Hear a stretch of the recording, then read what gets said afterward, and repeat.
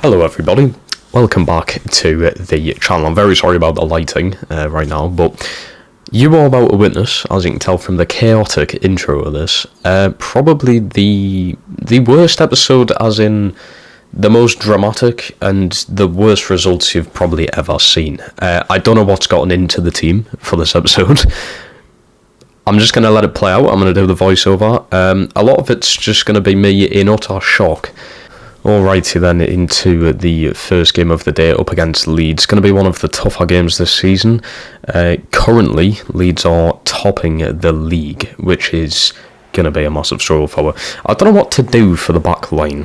I'm using between Sibic and Murphy and Sibic and Kern. I just don't know which sort of partnership is better at the back. As you can see, Kerr not dealing defensively very well. I feel like this episode's going to be a big kind of looking who's going to be better overall, because both of them give up penalties today, which is very disappointing. We've also got Newcastle on the back of a complaint about Murphy not getting too much game time, so there's a bit of that in the mix of things.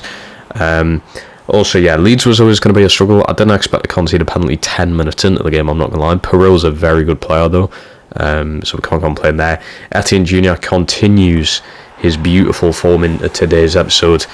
Brilliant ball into Kerr. Don't know what the ball's doing there. Bloody duplicated for a second. Ended up getting a goal back pretty much straight after. Beautiful cross whipped in. Lovely header from Kerr. He scores quite a lot of goals with his head. But we'll just break down defensively. We just couldn't deal with the pace or anything. We seem to not be able to clear the ball. Like I said in the intro, I don't quite know what's happened to her during the previous episode and this. But look at this.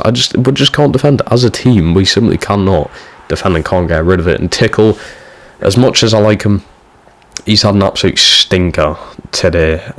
We ended up losing 3-1. Leeds being the away team as well, just didn't expect to see it. A rare appearance for a Deco here, coming in against Sheffield. I just thought I'd switch the team around a bit. You can see us putting Murphy in there. We've got Garcia in, Mambimbi in for Joseph as well, which turned out to be a very good decision. Also a Deco just into the team. Look at this ball. Oh my god. Bit of luck there with the bounce of the ball. We got the bounce and Beery takes advantage of that. He's already booked, by the way. Accidentally got him booked in literally like the first minute of the game, which doesn't work out well.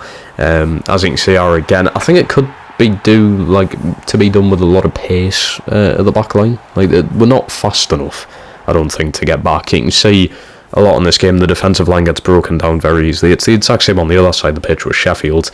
It's absolutely glorious, and being with a brace 34 minutes into the game. Got to be careful with him being booked, of course.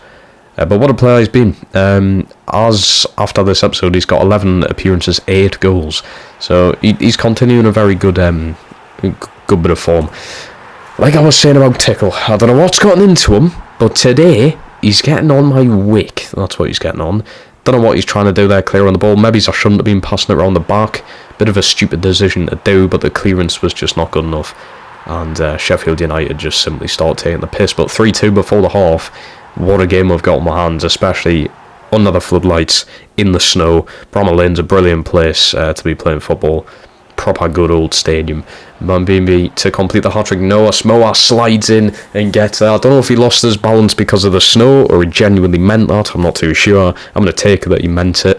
Alfie Devine, can I just say what a player he has been. Had an episode named after him, for God's sake. But brilliant finish again, look at that, and he does eventually get his hat-trick. Still on that yellow card, of course, and there's his signature celebration. And this is why I continuously was saying about his yellow card. He's only went and ended up getting himself sent off, which basically fucks us up for the rest of the game, because I'm basically without a striker. And you know what happens now. Defensively, we'll break down yet again. What is going on here? I'm going to take this as the game just being bad, but I don't know how my defender couldn't clear that. I really don't know how. And he's put in a bit of bollock. Campbell with another goal for Sheffield. Bramall Lane's absolutely loving it. Campbell in for his hat-trick. Sibic. Now, I swear to God, I didn't touch him here. You can have a look at the replay, if there is one. Sibic booting off with the referee. He's got every right to do so. The thing is, as well, he doesn't get sent off. If it is that bad of a challenge, how's he not sent off? He doesn't touch him there. I could have got a better angle, I suppose, but I'm pretty sure I literally did not touch him. And Campbell ends up getting a penalty and then does it. He's got his hat-trick. 5 goals conceded here for Tickle. yet again, defensively, we haven't been good in front of him, but I'd be expecting him to stop a lot of the shots that he's facing. Pretty disappointing win. The form has dropped off desperately, pretty much since we lost 4-0 at Blackburn in the previous episode. We just have not been the same.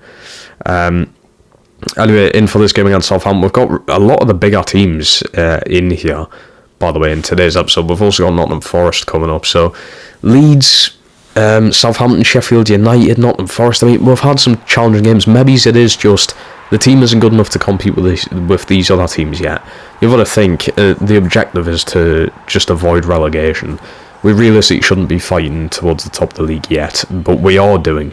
Even with the drop in performances, we are still doing.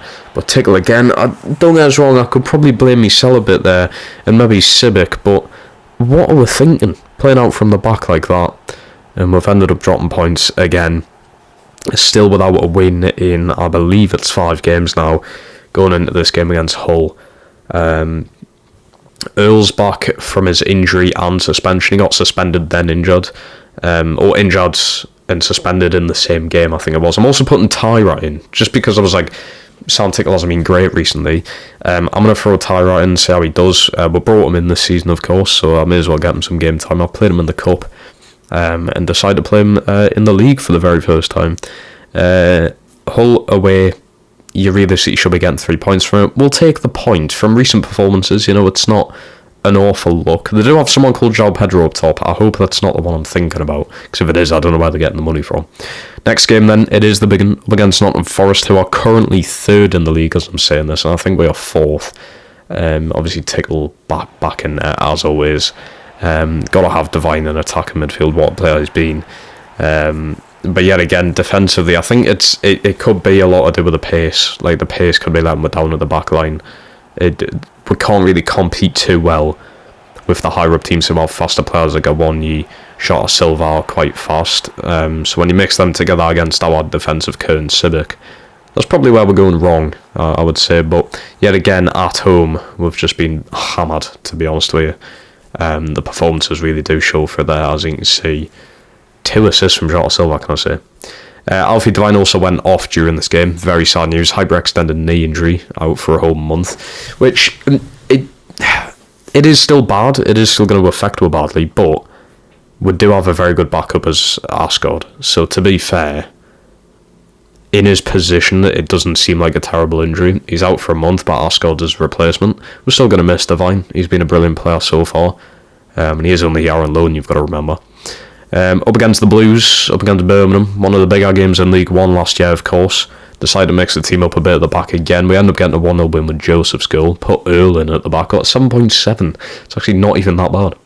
You'll be happy to hear that Kerr has extended his contract for an extra 2 years. He had 6 months left, decided to extend it. I don't know what I'm going to do with Amerson. I'm thinking about just leaving that, to be honest with you. We'll see how it goes. Let us know in the comments if I should extend Amerson. I don't really use him, to be honest. I think I've only really used him in the Cup games, and even then he doesn't play all of them, so I think we'll just let him go for free, we'll see. Very disappointing game here against Cardiff. They've got some very good players, to be fair. Robertson in there, El Ghazi, still a very good player, especially for the Championship, so I wasn't too shocked. But the home form seems to be a lot worse than anything at the minute. I feel like we're better away. And a game against Everton, yeah, you wouldn't expect anything from it anyway. Yet again, changing the midfield again, having Keanu Dyer going in, but it is a 2-0 loss in the end.